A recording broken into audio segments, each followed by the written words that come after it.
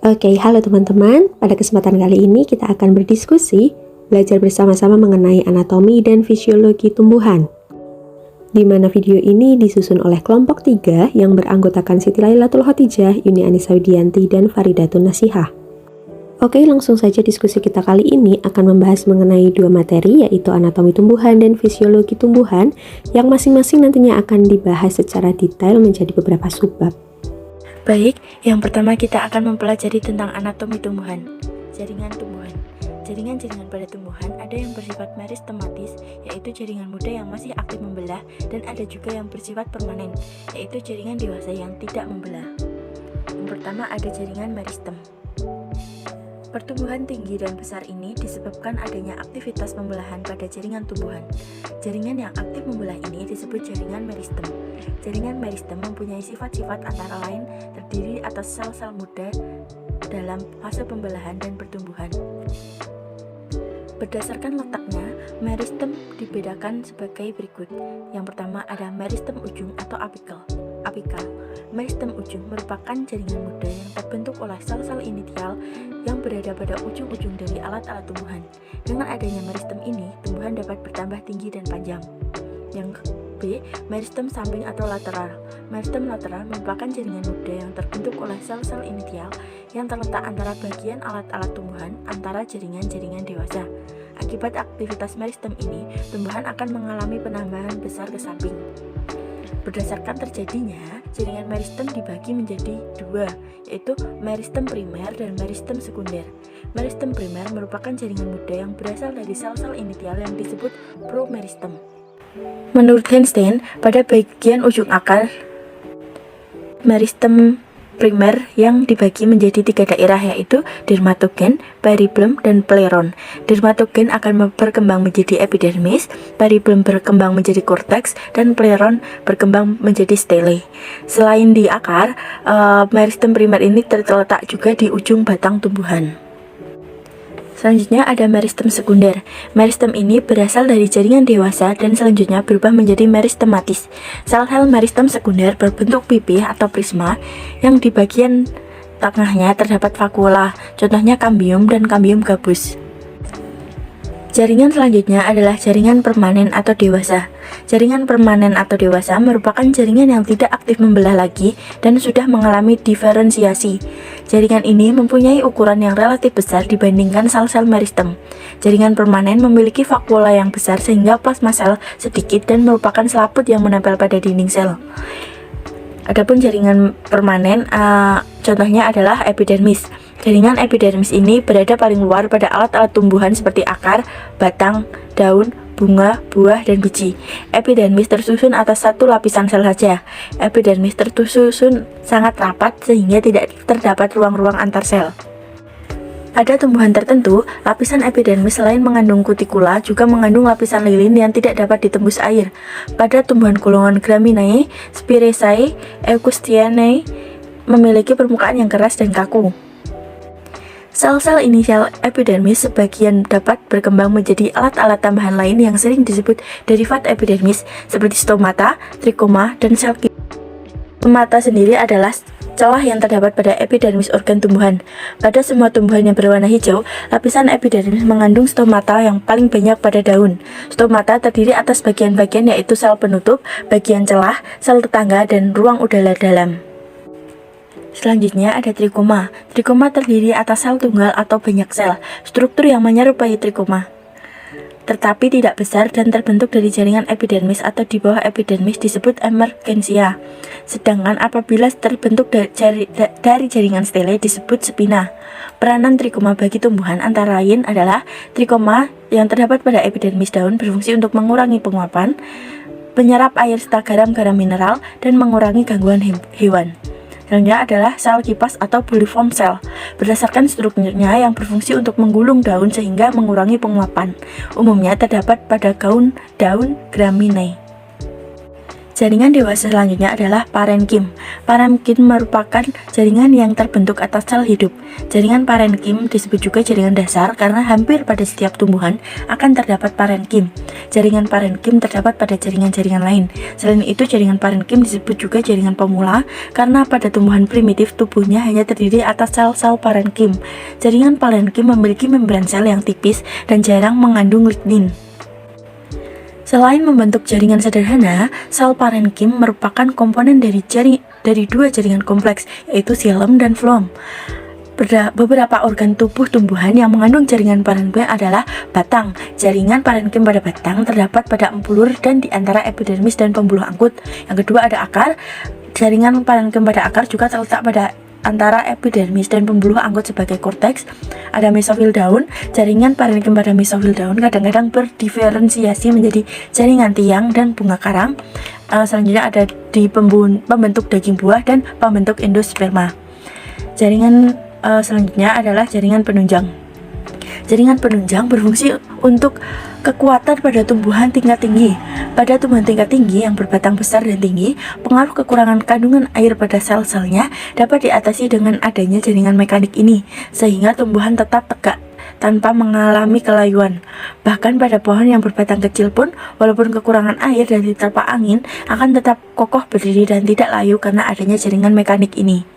Pada tumbuhan tingkat rendah yang belum terdapat jaringan mekanik, maka sebagai penguat tubuhnya adalah tekanan turgor atau tekanan dinding selnya. Jaringan penunjang ini dibedakan menjadi dua, yaitu kolenkim dan sklerenkim. Kolenkim dinding selnya kuat karena pada sudut-sudutnya terdapat selulosa, mempunyai kemampuan untuk tumbuh membesar, selnya hidup.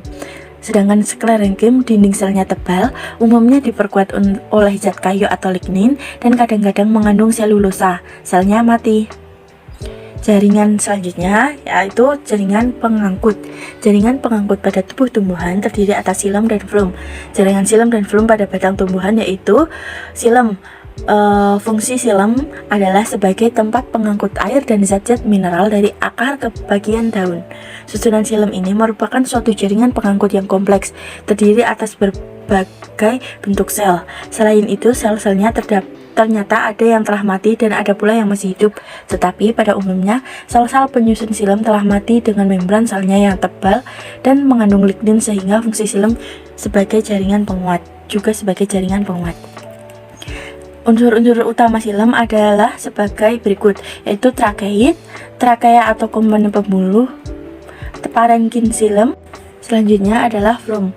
Floem berfungsi untuk mengangkut dan menyebarkan zat makanan yang merupakan hasil fotosintesis dari bagian-bagian lain yang ada di bawahnya. Floem mempunyai susunan jaringan yang sifatnya demikian kompleks, terdiri atas beberapa macam bentuk sel dan diantaranya terdapat sel-sel yang masih tetap hidup atau aktif dan sel-sel yang telah mati.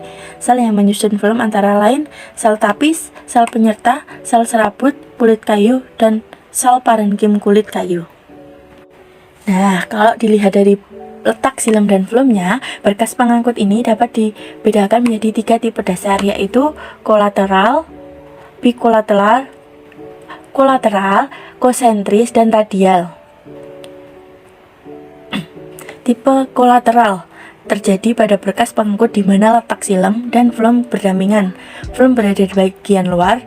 Dan tipe kolateral ini dibedakan menjadi 3 lagi, yaitu kolateral tertutup yang terbentuk bila antara xilem dan floem tidak terdapat kambium, melainkan parenkim.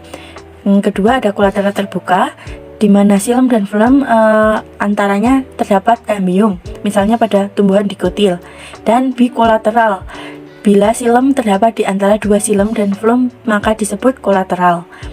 Selanjutnya tipe konsentris. Disebut tipe konsentris yaitu bila jaringan pengangkut yang ada terletak di tengah-tengah, sedangkan unsur jaringan pengangkut lainnya mengelilingi unsur yang berada di tengah. Tipe konsentris ini dibagi menjadi 2 lagi, yaitu konsentris ambikribal dan konsentris ampifasal. Pada tipe konsentris ambikribal, letak xilem berada di tengah-tengah dan floem mengelilingi xilem tersebut. Umumnya dijumpai pada tumbuhan golongan paku-pakuan. Sedangkan konsentris ambifasal ini floemnya berada di tengah-tengah, sedangkan xilемnya yang mengelilingi floem tersebut. Contohnya pada Siridin sp dan Rhizome acorus calamus. Yang terakhir adalah tipe radial. Tipe radial terjadi bila xilem dan floem bergantian menurut arah jari-jari lingkaran. Contohnya terdapat pada akar primer, dikotil, dan akar tumbuhan monokotil. Oke teman-teman, seperti pada manusia dan hewan, maka tubuh tumbuhan itu pun tersusun atas organ-organ ya. Jadi organ tumbuhan itu ada beberapa. Yang pertama adalah akar. Nah, akar tumbuhan ini jika dipotong secara melintang, akan ada beberapa struktur dari jaringan primer yang terlihat. Yang pertama adalah epidermis, di mana epidermis adalah lapisan penutup luar yang terdiri atas lapis sel berdinding tipis yang berlapis kutikula dengan susunan yang rapat. Nah, lapisan ini itu sel-selnya akan berubah bentuk, membentuk rambut-rambut akar yang tersusun dari satu sel yang memanjang. Fungsinya yaitu untuk memperluas permukaan bagian dalam hal penyerapan akar dan pegangan akar pada tanah. Yang kedua adalah korteks. Lapisan korteks ini susunannya terdiri atas sel parenkim yang dindingnya itu tipis tapi longgar, teman-teman. Jadi banyak ruang antar selnya, di mana sel-sel parenkim ini berbentuk silinder. Yang ketiga yaitu endodermis. Lapisan endodermis ini sebenarnya adalah sel korteks yang paling dalam, jadi terdiri atas sel-sel yang berbentuk kotak dan tersusun rapat tanpa rongga antar sel. Nah, lapisan endodermis ini biasanya juga disebut dengan lapisan phloeterma atau sarung amilum. Hal ini dikarenakan banyak banget mengandung butiran-butiran amilum. Oke, kemudian ada juga silinder pusat atau stele. Jadi silinder pusat ini adalah lapisan terdalam yang terdiri dari 3 bagian. Yang pertama yaitu perisikl atau perikambium perisikl. Yang kedua adalah berkas pengangkut, dapat berupa xilem dan floem. Dan yang ketiga adalah jari-jari empulur. Jadi yang kedua adalah batang, di mana batang adalah organ tumbuhan yang umumnya terletak di atas tanah, walaupun ada beberapa tumbuhan yang batangnya itu ada di dalam, misalnya pada spesies cana. Namun di sini batangnya punya ciri khusus, yaitu batang yang berdaun dan punya buku dan ruas. Nah, pada tumbuhan dikotil dan monokotil, jaringan primer batang ini punya beberapa perbedaan seperti itu. Kemudian organ yang ketiga yaitu daun. Jadi secara umum daun itu memiliki struktur jaringan yang hampir mirip dengan akar dan batang. Di antaranya ada jaringan epidermis, di mana permukaan lapisan epidermis ini dapat ditemukan stomata yang fungsinya untuk pertukaran udara. Kemudian selain stomata ada trikoma yang fungsinya sebagai rambut pelindung. Ada juga sel-sel kipas yang fungsinya untuk mengurangi penguapan pada peristiwa menggulungnya daun. Oke, masuk ke materi kita yang kedua yaitu mengenai fisiologi tumbuhan. Yang pertama itu mengenai kloroplas. Jadi kloroplas adalah organel yang hanya ada pada tumbuhan hijau, di mana organel ini itu memiliki membran rangkapnya 2, yaitu membran luar dan dalam, di mana membran dalam itu memiliki bentuk perluasan yang disebut dengan lamela. Nah, pada lamela ada suatu modifikasi membran yang menyerupai tumpukan koin, biasanya kita sebut grana. Setiap grana disusun oleh tilakoid, dan pada tilakoid itu terdapat pigmen dari fotosintesis, di mana semua ruang bagian dalam kloroplas itu berisi cairan yang biasa disebut stroma. Berbicara mengenai reaksi fotosintesis, ini juga merupakan suatu reaksi redoks, di mana ini berlangsung dalam 2 tahap. Yang pertama yaitu reaksi terang atau light reaction atau reaksi Hill, di mana adalah tahap fotosintesis yang memang memerlukan cahaya, di mana proses ini berlangsung pada tilakoid dan memerlukan banyak bahan, misalnya H2O, akseptor elektron berupa NADP, kemudian ada pigmen fotosintesis juga. Kemudian yang kedua adalah reaksi gelap atau dark reaction atau siklus Kelvin-Benson. Nah, di mana reaksi gelap ini merupakan tahap fotosintesis yang memang tidak memerlukan cahaya. Oke, prosesnya itu berlangsung pada stroma dan memerlukan beberapa bahan yang dibentuk pada reaksi terang, misalnya NADPH dan ATP atau energi serta oksigen dari udara. Nah, reaksi ini dimulai dari pengikatan karbon dioksida CO2 oleh ribosa difosfat atau RDP, dan pada akhir siklus dibentuk fosfoglyceraldehyde yang kemudian dapat diubah menjadi glukosa.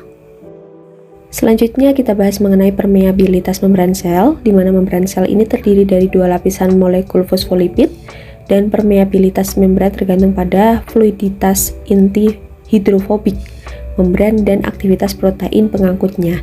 Jadi, keadaan lingkungan yang dapat mengganggu keduanya akan mempengaruhi permeabilitas membran terhadap suatu solut. Berbicara mengenai transportasi tumbuhan, yaitu proses pengambilan dan pengeluaran zat-zat ke seluruh bagian tubuh tumbuhan, di mana pada tumbuhan tingkat rendah, ini penyerapan air dan zat haranya dilakukan melalui seluruh bagian tumbuhan. Namun pada tumbuhan tingkat tinggi, ini proses pengangkutannya dilakukan oleh pembuluh pengangkut, yaitu xilem dan phloem. Nah, mekanisme proses penyerapan ini berlangsung dalam 4 proses. Yang pertama ada imbibisi, yaitu penyusupan atau peresapan air ke dalam ruangan antar dinding sel, sehingga dinding selnya akan mengembang. Kemudian ada proses difusi, yaitu perpindahan zat atau molekul dari daerah konsentrasi tinggi ke konsentrasi rendah.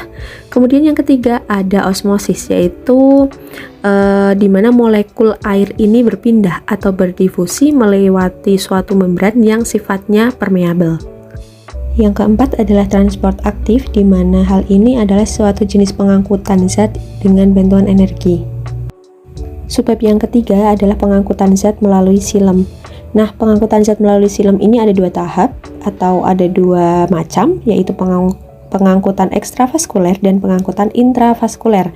Pengangkutan ekstravaskuler prosesnya adalah melalui buluh akar, lanjut ke epidermis korteks, ke endodermis, dan kemudian ke xilem.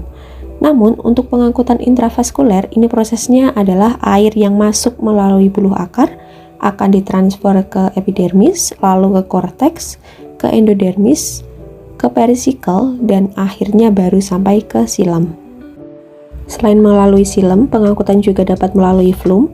Jadi air dan zat terlarut yang diserap akar akan diangkat menuju daun akar dan dipergunakan sebagai bahan fotosintesis yang hasilnya dapat berupa zat gula atau amilum ataupun pati. Nah, pengangkutan hasil fotosintesis ini nantinya akan berupa larutan melalui phloem secara vaskuler ke seluruh bagian tubuh yang disebut dengan translokasi. Nah, untuk membuktikan adanya pengangkutan hasil fotosintesis melalui phloem, ini biasanya dapat kita lihat daripada proses pencakokan batang misalnya. Nah, yang nanti akan kehilangan kulitnya yaitu phloem. Di mana batang yang kehilangan phloem ini nantinya akan menghambat pengangkutan akibat dari terjadinya timbunan makanan yang dapat memacu munculnya akar apabila bagian batang yang terkelupas kulitnya itu ditutup oleh tanah yang selalu dalam keadaan basah. Kemudian proses pertumbuhan dan perkembangan. Jadi pertumbuhan adalah proses kenaikan volume yang sifatnya irreversibel atau tidak dapat kembali. Sedangkan perkembangan adalah proses menuju pendewasaan, di mana proses perkembangan ini berjalan sejajar dengan pertumbuhan.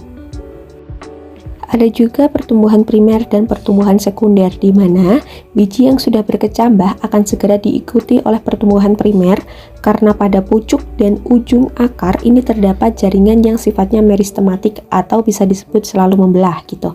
Nah, kemudian pemanjangan ujung akar dan ujung batang ini disebut dengan pertumbuhan primer, di mana pada tumbuhan dikotil terdapat jaringan kambium yang merupakan meristem sekunder yang dapat menyebabkan terjadinya perubahan pertumbuhan sekunder, yaitu peristiwa organ tersebut membesar.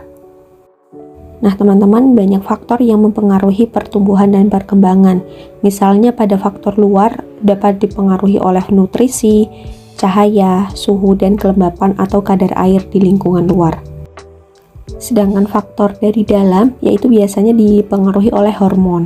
Nah, banyak hormon yang ikut bekerja pada pertumbuhan tanaman. Misalnya ada auksin, giberelin, sitokinin, asam absisat, gas etilen, kalin, dan asam traumalin.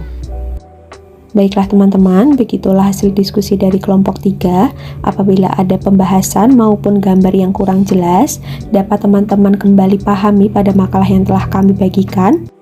Sekian dari kami menyadari masih banyak kekurangan pada pembuatan video ini, maka kritikan membangun dari teman-teman sangat kami harapkan. Terima kasih dan selamat belajar.